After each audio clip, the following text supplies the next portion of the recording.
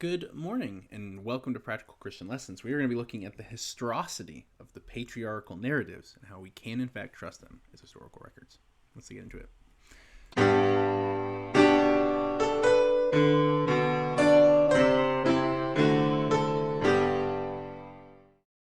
So, this essay is found on page 73. It's on Genesis 44. It will reference an essay we didn't go over on Genesis 24. Page 24. Speaking of a lot of the kings that were in warfare at the time.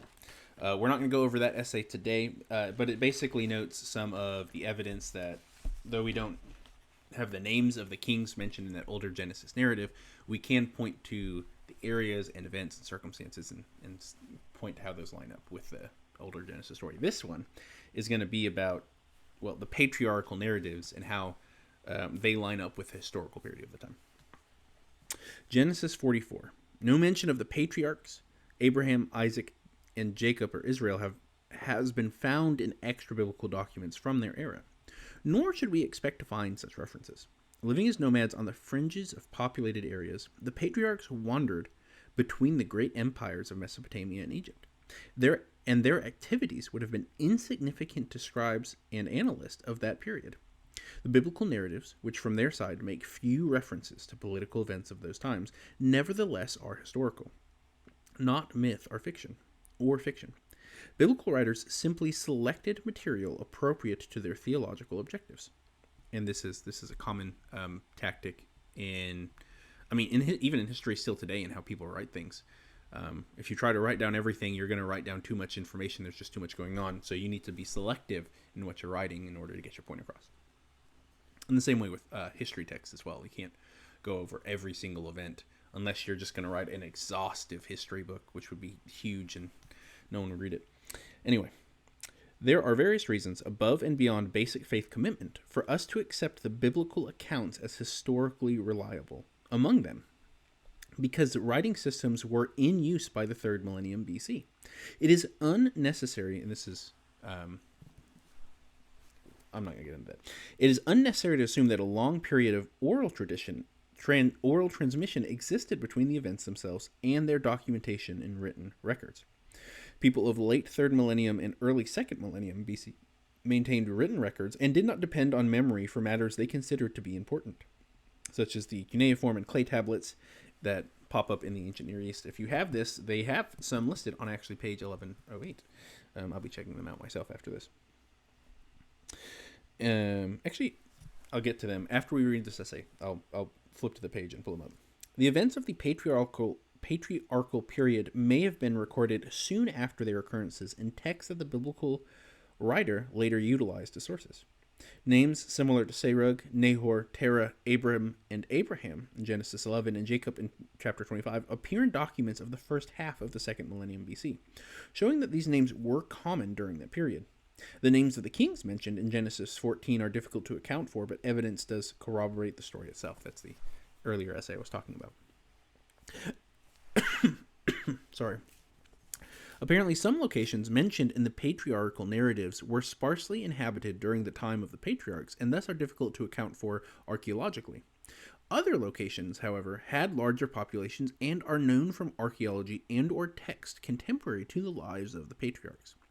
There is strong evidence, for example, related to the location of the cities on the plains. And if you have this, there's an essay on that on page 23. The patriarchs' travel is not to be regarded as improbable. Texts from Ebla and Cappadocia indicate that travel, commerce, and trade regularly occurred throughout the ancient Near East. Hurrian family law in force in Haran, and you can see that in chapters 12 and 24 of Genesis, and Nuzi shed light on some of the activities of Abraham's family that might otherwise perplex us. Another parallel has been found in a letter from Larsa, indicating that a childless man could indeed adopt his slave as his heir. The patriarchal stories faithfully reflect customs that were not practiced and institutions that did not exist during later periods, some of which were even prohibited under the religious norms of later Israel. For example, marriage to a half-sister in Leviticus 18:9 or two sisters simultaneously in Leviticus 18:18 was permissible during patriarchal times but forbidden in later Israelite society. This fact argues against the idea claimed by some critics that these stories were invented during the period of the Israelite monarchy. Thus, various contemporary Near Eastern sources lend support to the historicity of the Genesis narrative. God, as we know and believe, revealed himself to real persons within the context of time and space. And if you're wondering how we're going to point out this, how to use this essay to point to how the Old Testament theology is and history is different from the people around them, it's going to be because of how they write their history. So I think we covered this in an earlier episode, but the patriarchs are always a good example to go to. If you read the accounts of the patriarchs, I gotta go flip to that page. They are not flattering. It's much like with the apostles in the New Testament. They are painted in their pictures and their flaws. They are not papered over. And when you compare the histories of the people around them, that's not how they write their histories. They paint their heroes and champions and kings as like paragons of virtue, as figures without flaws. They are extraordinary. They're beyond. They're not just men. They're beyond mere mortal men. Is a lot of the ways that these are portrayed. There are, of course, some exceptions, but that comes in a later period. I think of, like, Homer's Odyssey, for example. But in the ancient Near East, the way they wrote history was not quite the same. And John Oswald actually argues in his book that it's not even actual, like, history writing. It is historical documentation, and we use it as such, but it in and of itself isn't even the genre of history because of how they've written it. Read his book for that argument. It's a great read. It's The Bible Among the Myths.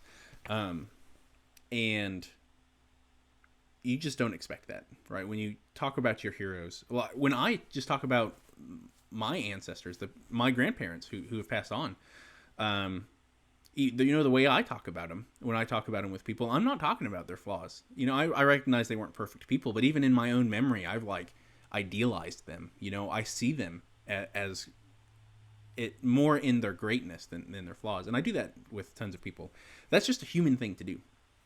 But the historical writers of the Old Testament didn't paper over that. They said, here are their flaws. These are not just human people. These are very human people. You see them make mistakes. You see them make blunders. You see the consequences of their action bring ruin and disaster into their lives. This is not the stories you expect of those who will be the great patriarchs of a kingdom. They're painted in a full human picture. And if you're wanting to see these tablets, hopefully it's not too bad. It's kind of what they look like. Most things that were paper from that time period, or papyrus, not paper, and other various pre-paper documents are just gone. They tend not to do well in the desert. The Dead Sea Scrolls were a very fortunate find. They'd largely been kept in jars, so they were preserved from the elements. But that's one thing that a lot of people point to as an indicator that these are actual historical narratives. Now, feel free to argue with the details in them. Feel free to argue about XYZ, but to dismiss them entirely as reliable historical documents is dishonest. Not intentionally so for some people, but I know for a fair amount of people, they just dismiss the Bible as an historical document because of the supernatural events. And they say, oh, their logic for dismissing it is because there are supernatural events. So they're leading with the conclusion in that, if that's not obvious. That's the problem with that, is because supernatural things don't exist, therefore these aren't historical narratives. Whereas they're not actually proving the supernatural doesn't exist or that God doesn't directly interact with creation. They're letting that lead how they're reading the history rather than looking at the actual evidence there. Now, of course, you still have to evaluate the evidence and have everything laid out. That's still important. But to dismiss it as historical narrative simply because there are supernatural things in it is going about it the wrong way. To anyone, if you're watching this and you're questioning yourself, if you're looking into the Christian faith, I encourage you at least have an open mind on that front. I'm not saying you have to accept that those things actually happened when you're trying to inquire into the faith. That's part of inquiring, is you're trying to figure out what is the truth. Did these things actually happen? Don't let supernatural events dismiss them from your mind.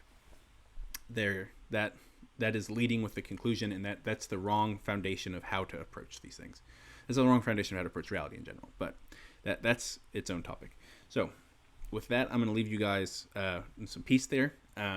hopefully this upcoming week we'll get back a little bit. If anyone who follows our late night Tuesday videos, we'll get back into some of our Wesley stuff. I just haven't had the amount of time I would like to get into those things. So if you're wondering what all the things we do on our channel, you can check out we do Wesleyan and Arminian readings. Generally on Tuesday nights, we'll have a reading of a longer text and working through things. We do, of course, here apologetics and history, and we're on Thursdays going through right now at this time Trinitarian apologetics and the perspicuity of Scripture. So if any of those things sound interesting, check them out. We have tons of videos on other subjects as well.